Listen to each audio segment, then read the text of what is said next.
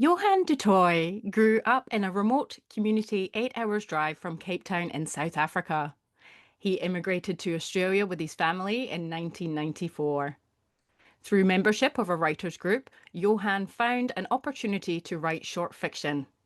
His two collections, Meandering Road and When Only Today Matters, have been published in collaboration with Broadcast Books. The 8 stories chosen for When Only Today Matters were shaped by Johan's personal journey. The human truth element came from a place of gratitude or a sense that tomorrow may be a better day. There are stories fueled by injustice and frustration, others with a whisper of hope. Welcome to the Hybrid Author Podcast, Johan. Thank you, Joe. It's good to connect with you. We're absolutely thrilled and honoured to have you. You've obviously written some beautiful works, and we're going to talk about those today. But can you bring us back to the beginning? And you started with a writers group, but what led you into writing in the first place? Yeah, probably going back about 20, 25 years, I was very committed to a career in management.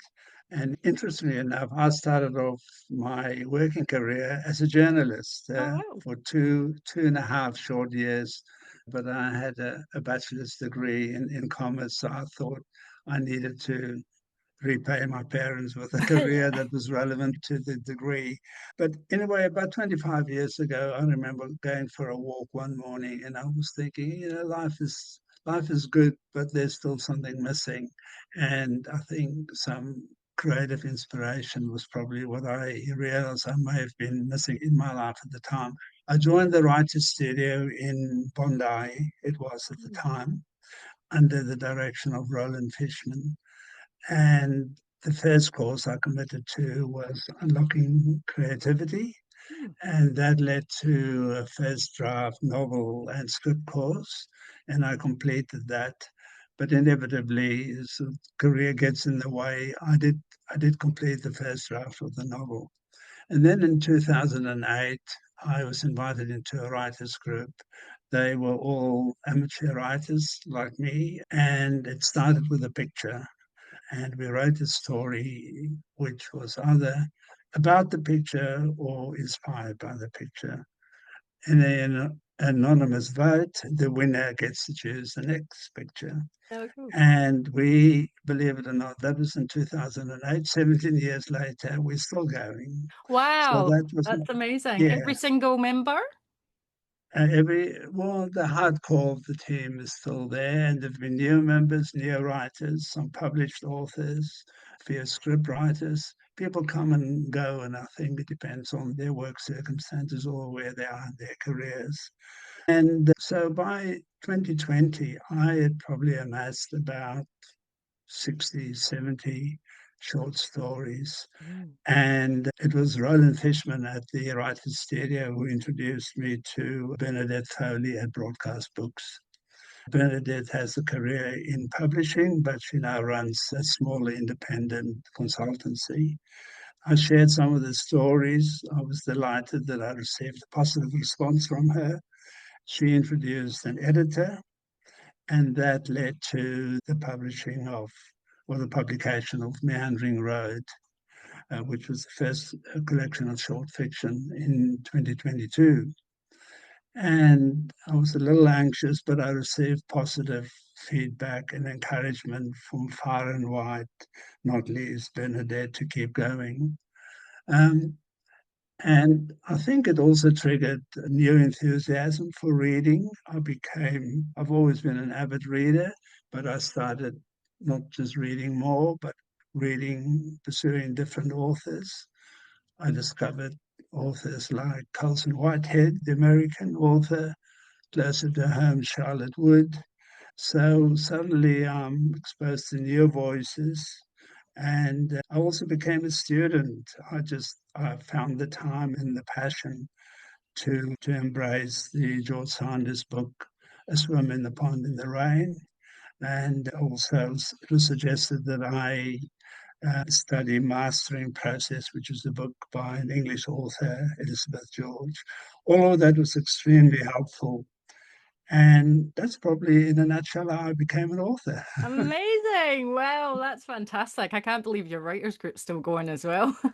I think that's amazing. I too started out my writing career going to the local writers centre as well. I'm not still going though. That was only Yeah, for a short while. And yeah, shout out Bernadette Foley. She has been on the podcast actually. I think it was maybe a year or so ago, and I couldn't tell you what okay. episode. It was a while, but she's a lovely lady and she's very experienced in what she does. So I can imagine your experience with her has been second to none. But we are talking today about your specific collection, your new one, When Only Today Yeah. Matters, which I just love the title. And you draw deeply from personal experience here. And what inspired that title, and how does the theme of living in the moment resonate across the 8 stories that you've got in the collection? When Only Today Matters is also the name of the title story in the book. And it's essentially based on the life of David Anderson as a homeless man. I won't give much more away than that, other than David Anderson ended up living on the street and he sacrificed a career and his family in the process. That story was actually inspired by an experience as a volunteer at the Wayside Chapel on Christmas Day Right. several years ago. And if you look at the 8 stories, the characters are all on their individual journeys, uh, but they're all encountering life's challenges along the way, sometimes brutal, but never without a whisper of hope. Right. And I think when once we decided on When Only Today Matters as the feature story, it's a novella length story in the book, or one of two novella length stories in the book. Once we decided on that, it became more obvious which other short stories were appropriate to include with that as the lead story, if you wish. Mm. So, yeah, that's how it came about, and that's the essence of When Only Today Matters. Yeah, that's amazing. Um, when um, when I started seriously committing to When Only Today Matters, I at the time joined the Sydney Writers' Room, and they were in an office just directly across the road from St Mary's Cathedral. And so what I did on a Monday morning, I checked in there, left my laptop, and started walking. So every Monday morning or every Monday, I would spend a half a day, if you wish, on the road. And I walked through Surrey Hills, Redfern, Darlinghurst. And in my imagination, I assumed I was following a sort of a daily routine of David Anderson. Took lots of photographs along the way, and all of that was really useful homework and preparation for the story. So yeah, I think that explains When Only Today Matters. The inspiration from the story, as you said, came from your volunteer work. The other pieces in the story that were chosen in concurrent with that, was there much inspiration behind those ones, or were they more creative? They all came from those pictures in the Yeah, writers right. group. Yeah, Yeah, and yeah, there's one story in the book from the writers group, which was the first time in the 17 years that somebody suggested a moving image. right. So it wasn't a typical photograph or picture.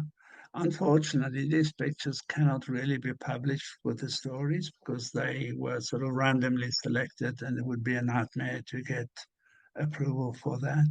Yeah. But yeah, I think just once I felt that there was an opportunity to be true to the voice of David Anderson in When Only Today Matters, it became easier to choose the other stories Mm. that we felt would be appropriate for the book.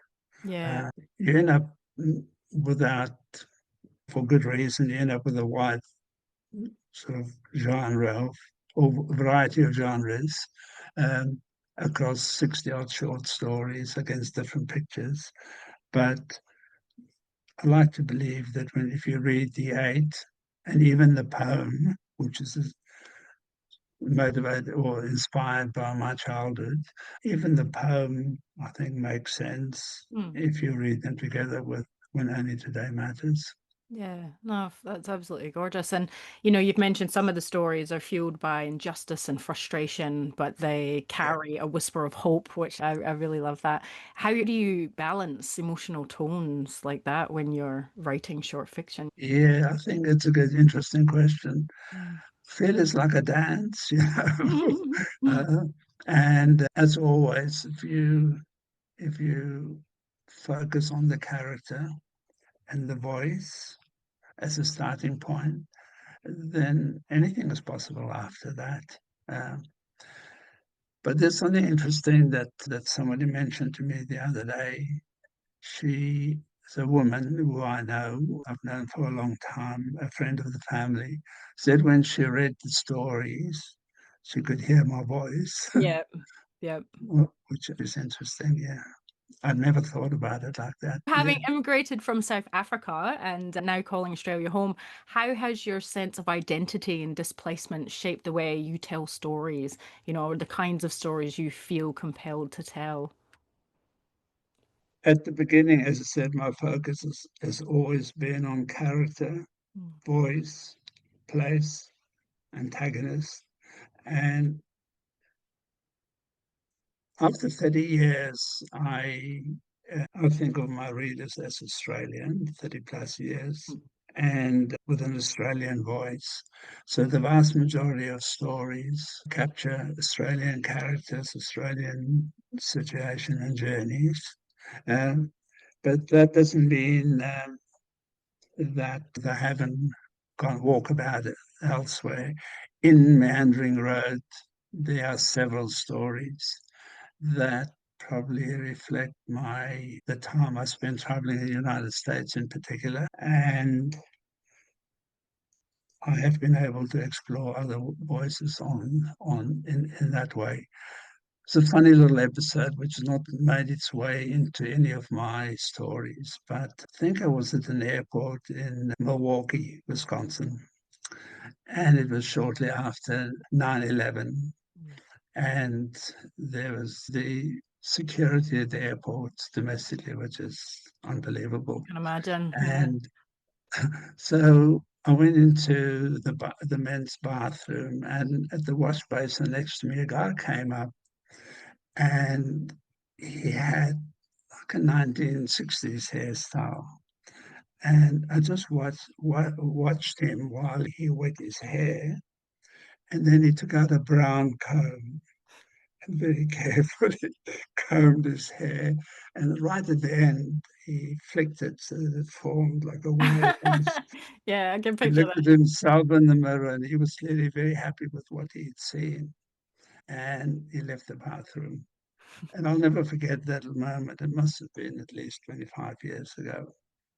So, yeah, so I hear Australian voices, and most often that's where I start, that. in terms of character and place in particular. Although in When Only Today Matters, the second novella length story is a South African story, Mm.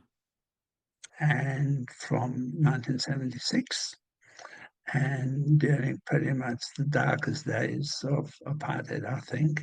And it was very much inspired by real life experiences, by what was happening around me. And I was old enough to be very aware. So I revisited that period in my life in that story. All these 8 stories, and probably many of the others I've written, leave the readers or reader with a question rather than a happy ending. Mm. Uh, and I didn't know that I was doing something that that has been recognized at writing schools. This Mm. whole notion of a novel shouldn't really have a beginning and an end. Like Richard Flanagan, the Australian author, book question 7. And I remember when the book was launched, I sat in town hall, and he rationalized why the book leaves you with a question rather than a happy ending or an answer. And yeah, uh, I thought, oh my goodness, yeah, that's right. And reflecting on what several of the stories that I've written, I realized that without me being aware of it, it does leave you with a question rather than an answer or a happy ending. Yeah, yeah. It's quite a powerful way to end it though. I can imagine some people might be a bit infuriated, but at least the story probably percolates and lives on with the reader and their own thoughts to answer the question, I guess, or, conversation. Yeah, I respect the frustration sometimes because I've had some of the feedback I've had has been, They want to I'd like to know. know more. What happened to him? What happened Mm, to her next? So yeah.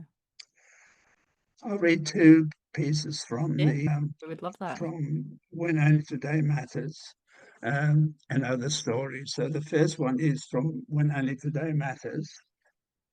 Um, I've mentioned earlier that the homeless man's name is David Anderson. So I'll read the last bit. On the path leading to the Opera House, we stopped to buy ice creams from a young man with a cart under a blue and white striped umbrella. We find a bench facing the harbour where we sit licking our vanilla ice creams from cones. Is this the way it's going to be, Dad? Chloe's question is not in a demanding tone. I know exactly what she means. With your help, it feels that I'm putting my life together, slowly, one stitch at a time. She laughs and says, That's lovely. I mean the stitch part.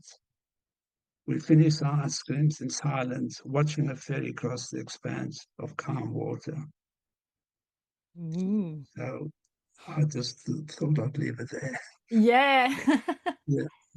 So from that, hopefully you will gather that Chloe and David, their journey has been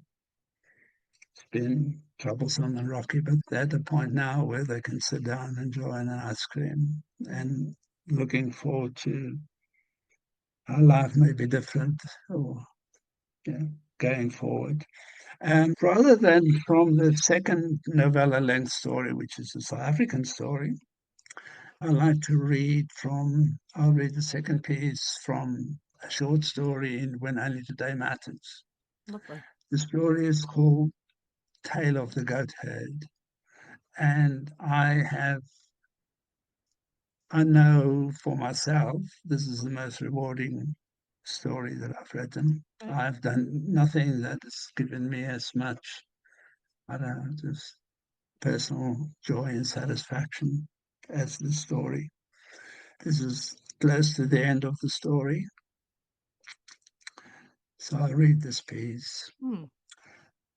I led the Jew and the Lima from Palestine. Two sisters from two mothers turned to face one another with open palms, their foreheads touch as they looked down at their feet in the desert soil. The two women embrace, whispering prayers, then silence. They turn away slowly, as if they are clinging to this moment. They start walking towards Jerusalem.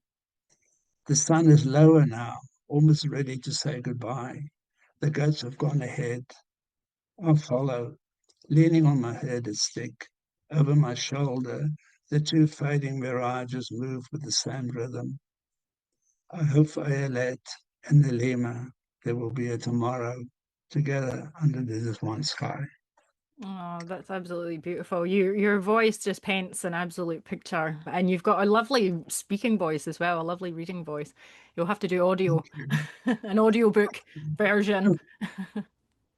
Yeah, so those were two very different voices. Yeah. Yet I think to one of your earlier questions, once you have the character and the voice, Mm, I think emotionally they travel in parallel universes and they make sense in relation to, yeah, fueled by injustice and frustration, but mm. there's always a whisper of hope. Thank you for reading that.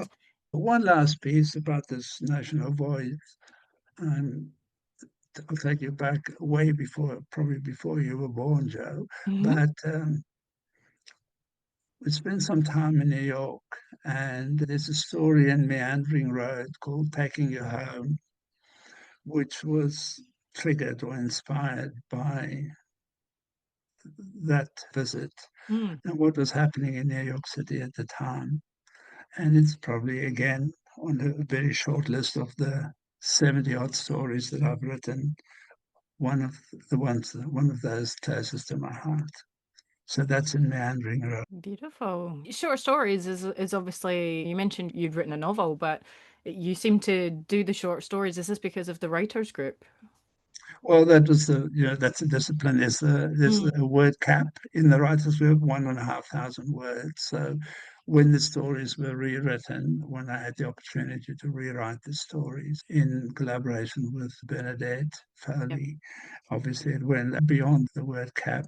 Mm. And these two novella length stories in particular have been around for quite some time. Yeah. And yeah, they're not recent stories. In Mm. fact, both the last story of David Anderson and the story during apartheid era South Africa, I would have written probably originally the first drafts would have been like 15 years ago. Mm. Mm. They've always been there, and I just selected those two under direction from Yep. Bernadette Yeah. to develop them further. Yeah. So no novella length, is it about like 7,000 words or more? 15? Yeah, first drafts were probably around 15,000 words. Yep. So, Yep. yeah, yeah.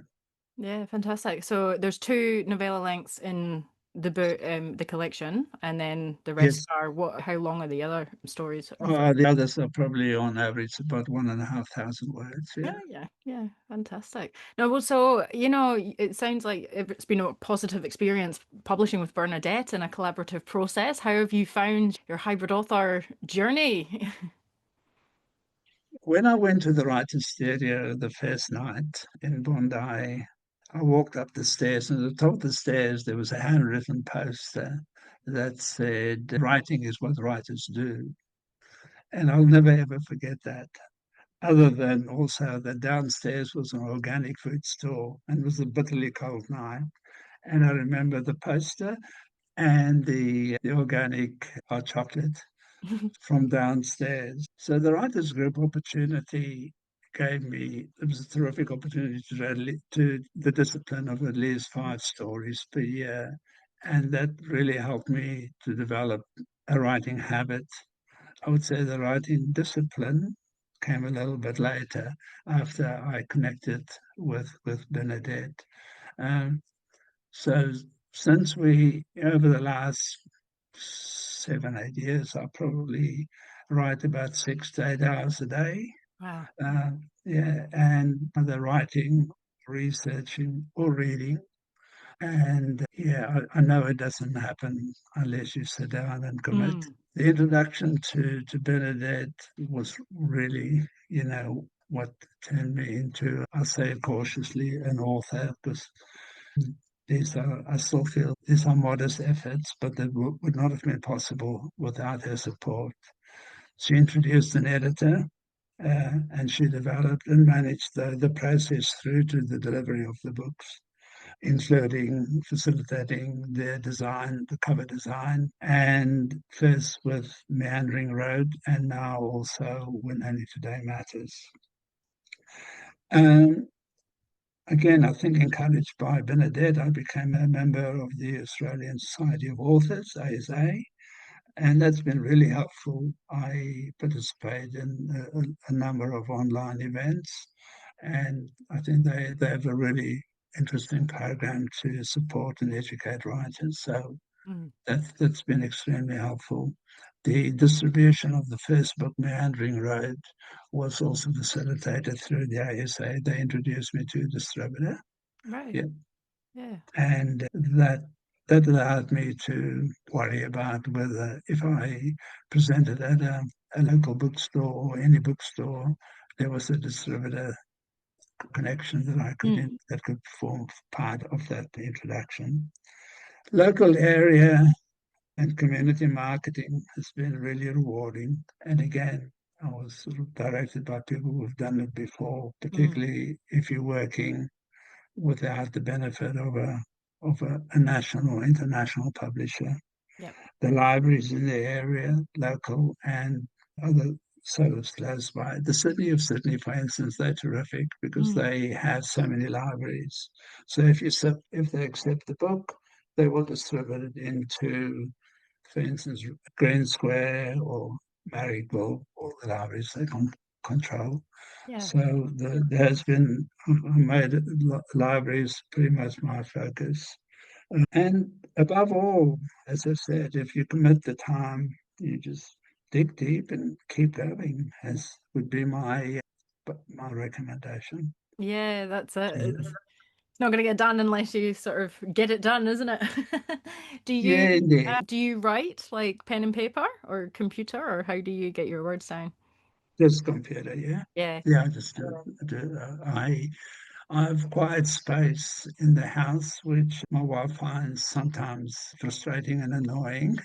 But the, if the door's closed, it means don't interrupt. But yes, I'm fortunate that I have space available. And then, yeah, I was a member of the Sydney Writers' Room for about the year leading into the publication of When Only Today Matters. And Mm, that was very useful.